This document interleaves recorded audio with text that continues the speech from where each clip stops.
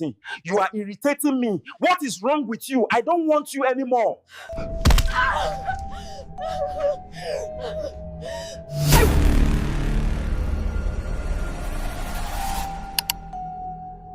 In apartment 4B, behind closed doors, a woman's screams were mistaken for the TV. No one knew that Adana was dying, slowly starved, beaten and pregnant. Asterisk. Lagos, city of dreams and nightmares. Adana stared at her reflection in the cracked bathroom mirror, and a stranger stared back, sunken eyes, protruding cheekbones, skin stretched tight over bone. At 7 months pregnant, she looked like death itself. "Come here, you disgrace!" Chuka's voice boomed from the living room. Her hands trembled. She knew what was coming. "Look at you." He grabbed her face, his fingers digging into her hollow cheeks. "I married a beautiful woman. Now I have this. You look like a corpse. You're eating my money and turning into a monster. Chuka, please. The baby needs..." Slap. The blow sent her crashing into the wall. Her pregnant belly hit the edge of the table. Pain exploded through her abdomen. The baby? The baby? His eyes were wild with rage. "That thing inside you is sucking you dry. Maybe you don't deserve to eat. Maybe that's why you look like a witch." This was her life now, every single day. Monday, he locked the kitchen with a padlock. She searched through the trash and found half a rotten banana. She ate it, peels and all, tears streaming down her face. Her baby kicked weakly inside her, begging for nutrients that weren't there. Tuesday, he brought his friends over. "Guys, come and see what pregnancy did to my wife," he laughed, yanking her out of the bedroom by her arm. She stumbled, her swollen belly making her lose balance. She used to be fine, oh, now she's this, like something from a horror movie. They laughed. All of them laughed. She stood there, 7 months pregnant, humiliated, starving, wishing the ground would swallow her. One of his friends whispered, "Guy, but this one done past normal, oh. She need hospital." Chuka's face darkened. "Mind your business." "Nah, my wife." Wednesday, she tried to sneak 200 naira from his wallet to buy pure water and bread. Just bread. He found out. He dragged her to the balcony and made her kneel on the hot concrete under the scorching afternoon sun. 4 hours. Her knees bled. The baby stopped moving for a while, and she panicked, crying, begging God to let her child be okay. When she finally crawled back inside, she vomited blood. Thursday, he brought another woman home. Her name was Blessing. Beautiful, healthy, glowing. "This is what a real woman looks like," he said, stroking Blessing's cheek while Adana served them jollof rice and chicken. The aroma made her stomach cramp with hunger. She hadn't eaten in 2 days. As she served them, her hands shook so badly that she spilled water on the table. Chuka jumped up and slapped her so hard she fell. "Useless woman, you can't even do simple things anymore." Blessing just looked away, uncomfortable but silent. They ate, Adana cleaned. Then she listened to them in the bedroom while she lay on the cold living room floor, her hand on her belly, apologizing to her unborn child. Friday morning, she fainted in the bathroom. She woke up to cold water shocking her system. "Get up! You're embarrassing me!" Chuka snarled. "What will the neighbors think if they hear you collapsing like a mad woman?" "You want them to think I don't take care of you?" She could barely see straight. Her vision was blurry, her body was shutting down. The baby hadn't moved since yesterday. The malnutrition was killing them both. Her hair fell out in clumps when she tried to comb it. Her gums bled when she brushed her teeth. Her teeth were loose. She could count every rib on her body. Her arms looked like sticks, but her belly was swollen, carrying a baby that was slowly dying inside her. Saturday morning, Chuka threw 500 naira at her face. Go buy rice. Walk, you need the exercise. And don't you dare eat any of it. I'll know. I always know. Adana dragged herself to Oyingbo market. Each step felt like her last. The sun was merciless. People stared at her like she was a ghost. Mothers pulled their children away. Mogbe, is that a human being? Someone whispered loud enough for her to hear. A woman selling oranges made the sign of the cross. Jesus, protect us. At the rice seller's store, her vision went black. She felt herself falling. The last thing she heard was the sound of her body hitting the concrete and women screaming. Somebody help her. She's pregnant. When she opened her eyes, she was lying on a bench in the shade. A man was kneeling beside her, pressing a cold bottle of water to her forehead. Concerned faces surrounded her. Madam, you need hospital, the man said gently. His voice was kind, too kind. She didn't trust kindness anymore. I'm fine, she whispered, trying to sit up. The world spun. You're not fine. He helped her sit slowly. When last did you eat? The question made her want to cry. I don't remember. He stared at her, really looked at her skeletal frame, her sunken eyes, her distended belly, the bruises on her arms that she'd tried to hide with long sleeves despite the heat. His jaw tightened. What's your name? Adana. I'm Emeka, and I'm not leaving you here like this. He turned to one of the market women. Mama Chidi, please bring jollof rice. And Zobo, please. No, I can't, my husband. I have to buy rice and go home. Panic rose in her chest. Your husband did this to you? Emeka's voice was quiet, but there was steel underneath. She couldn't answer. The tears came instead, great, heaving sobs that shook her whole body. The baby kicked weakly, as if she too was crying. Emeka didn't say anything else. He just waited. When Mama Chidi brought the food, he opened it and held out a spoon. Please, eat, just a little. The smell of the jollof rice made her stomach cramp with desperate hunger. Her hand shook as she took the spoon. The first bite was heaven. The second made her cry harder. She couldn't remember the last time she tasted real food. Slowly, Emeka cautioned. Your body needs to adjust. As she ate, he made phone calls. Quiet, urgent conversations she couldn't quite hear. When she finished half the plate, her stomach couldn't handle more. He helped her stand. I'm taking you somewhere safe. I can't. I have to go home. Adana. He looked directly into her eyes. If you go back there, you're going to die. That baby is going to die. Is that what you want? The truth of his words hit her like a physical blow. She looked down at her belly, placed her hand where her daughter lay. No, she whispered. No, I don't want her to die. Then trust me. Just for today. Trust me.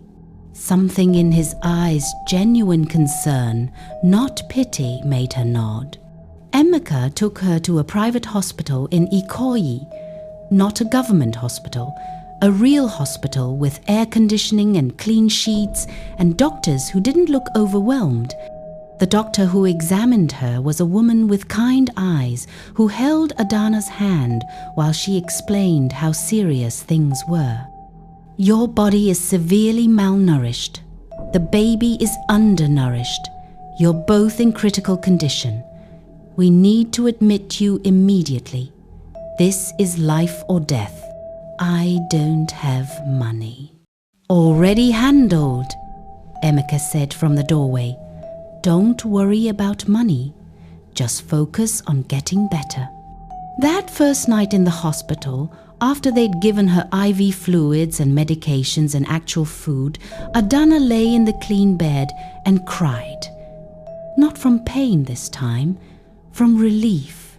From the realization that she didn't have to go back to that apartment, that someone, a stranger, had cared enough to save her. Emeka came every day, brought her fruits, books, sat with her when the nightmares came, never asked for anything in return. On the third day, she finally asked him why. "Why are you doing this? You don't even know me." He was quiet for a moment. "My sister, 5 years ago, her husband did the same thing to her. By the time we found out, it was too late. She died. The baby died." His voice cracked. "I swore I'd never let it happen again if I saw it.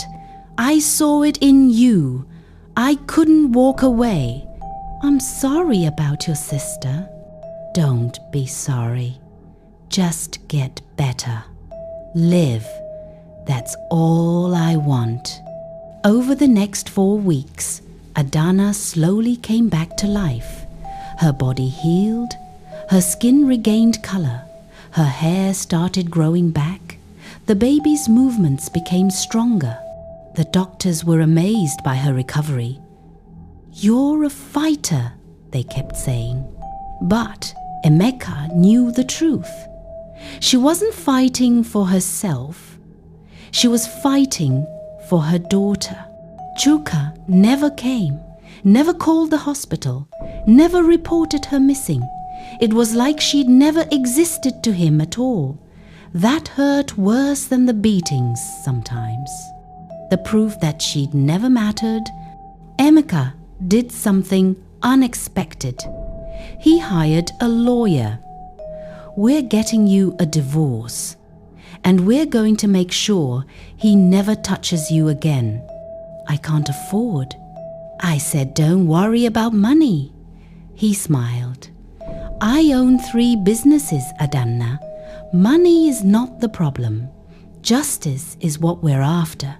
At 8.5 months, the contractions started. This time, she was in a state-of-the-art delivery room with the best doctors. This time, her body was strong, fed, healed. Emeka stood outside, pacing, praying. But some damage can't be undone. The labor was long, 18 hours of pushing, trying, fighting. The doctors did everything right. Her body did everything right. But the baby? The months of starvation had done something irreversible. At 6:23 a.m., they pulled her out. A beautiful baby girl. Perfect. Silent. "I'm sorry," the doctor said, tears in her own eyes. Her heart, was too weak. The malnutrition in the early months caused heart defects. We tried everything. Adana held her daughter, Chioma, God's precious gift that was given and taken in the same breath. She looked like she was sleeping. Perfect little face, 10 tiny fingers, 10 tiny toes, just not breathing. "I'm sorry, my baby," Adana whispered, kissing her daughter's forehead.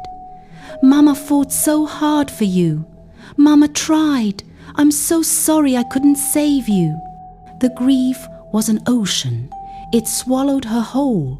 For 2 weeks, she couldn't eat, couldn't speak, just lay in the hospital bed, staring at nothing. Emeka never left. He sat in the chair beside her bed, silent, present. "Why did God let me survive if she couldn't?" she finally asked one night. "Because your story isn't finished," Emeka said quietly. "Chioma's story was short, but yours continues. And maybe part of your purpose is to make sure what happened to you never happens to another woman." Something sparked in her chest. Small, faint, but there. Anger. Not the helpless anger she'd felt in that apartment, but a righteous fury, a determination. Chuka had killed her daughter as surely as if he'd strangled her with his own hands. He'd starved them both, and he was out there, probably tormenting another woman by now. "I want to destroy him," she said. Emeka looked at her. "Then let's do it legally. Let's make him pay in ways that actually matter." The divorce was brutal. Chuka showed up to court looking smug. "She abandoned our home. She killed my baby by running away to be with another man. I want compensation." Then Adana's lawyer presented the evidence. Hospital records, photos of her skeletal body, doctor testimonies about the malnutrition, testimonies from neighbors who'd heard the screaming and seen the bruises. Mrs. Okonkwo from apartment 4C testified about the night she drove Adana to the hospital while Chuka slept drunk on the couch.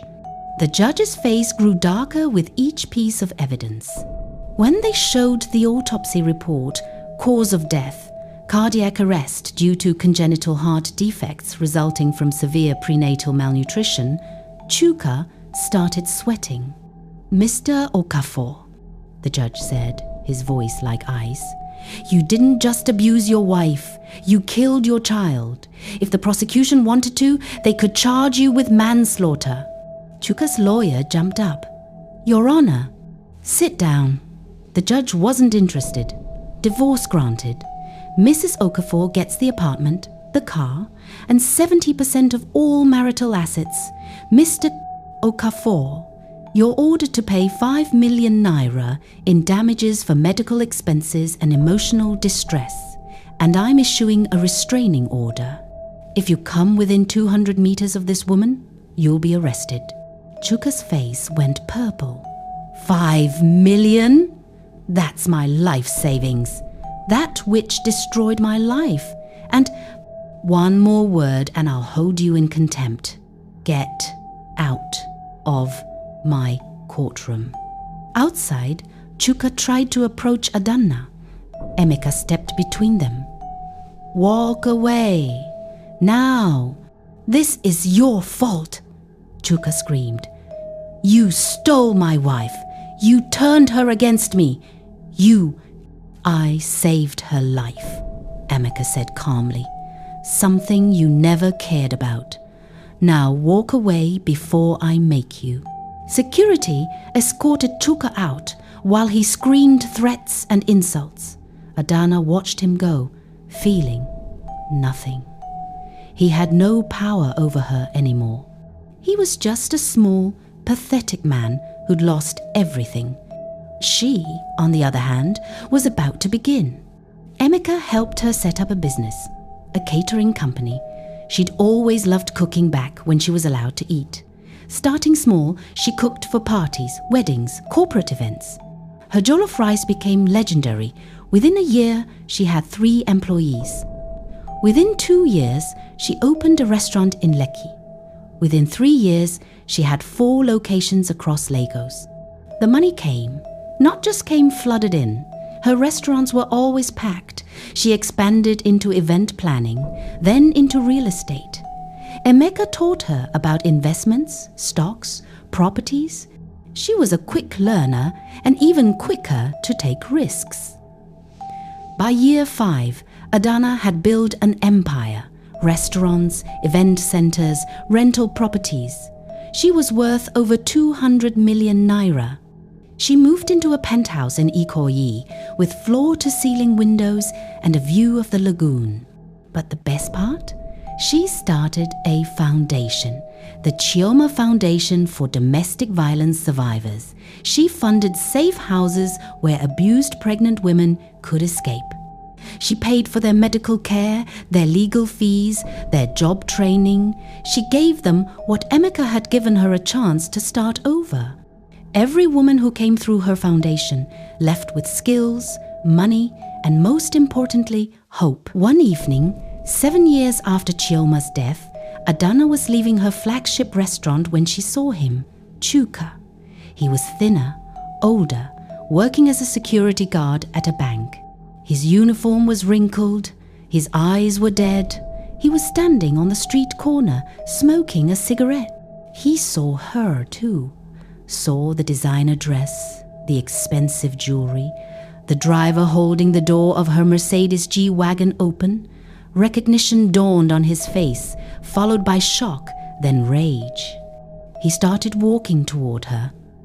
Her driver tensed, but Adana held up her hand. "It's fine." Chuka stopped a few feet away. "Adana, Mr. Okafor." Her voice was ice. You're doing well." "Yes, I am. I heard about your businesses, your success." The word tasted like poison in his mouth. "Is there something you want?" He looked at her. Really looked at her. At the woman he'd tried to destroy. At the woman who'd risen from the ashes of the hell he'd created. I'm sorry. For what I did. I was wrong." Adana tilted her head. "You're sorry?" "Yes. I was angry. I was stressed. I didn't know. You starved me. You beat me while I was pregnant. You brought women into our bed. You made me kneel on concrete until I bled. You killed our daughter." Her voice never rose, but each word was a blade. "And now you're sorry?" "I've changed." "I don't care." She stepped closer. "You took everything from me, my dignity, my health, my child. You tried to break me. You tried to make me believe I was worthless, that I was nothing without you." She smiled. It was the coldest smile he'd ever seen. "But look at me now. Look at what I built from the ashes you left. I am worth more than you will ever be. Not just in money, in character, in strength, in everything that matters. And the best part? You have to live knowing that the woman you tried to destroy became everything you'll never be." She turned to her driver. "We're done here." As the car pulled away, she looked back one last time. Chuka was still standing there, small and broken, watching her leave. Again. But this time, she wasn't running away. She was driving toward a future he couldn't even imagine. That night, in her penthouse, Adana stood by the window overlooking Lagos. She touched the small framed photo on her desk Chioma, the only picture she had taken by a kind nurse before they took her away. "I did it, baby girl," she whispered. "Mama made something beautiful out of all that pain. I hope you're proud." The city lights twinkled below like stars. Somewhere out there, a woman was being starved by her husband. Somewhere, a pregnant woman was being beaten. Somewhere, a child was dying because of a man's cruelty. But also somewhere out there, women were escaping because of Adana's foundation. They were eating because of her programs. They were rebuilding because she'd shown them it was possible. She turned her tragedy into triumph, her pain into purpose, her loss into legacy. And that was the sweetest revenge of all. Adana had won. Not by destroying Chuka, he'd destroyed himself, but by becoming someone so powerful, so successful, so absolutely untouchable that his very existence faded into irrelevance while she shone brighter than the Lagos sun. She was no longer the broken woman in apartment 4B. She was Adana Okafor, CEO, philanthropist, survivor, warrior, and she was just getting started.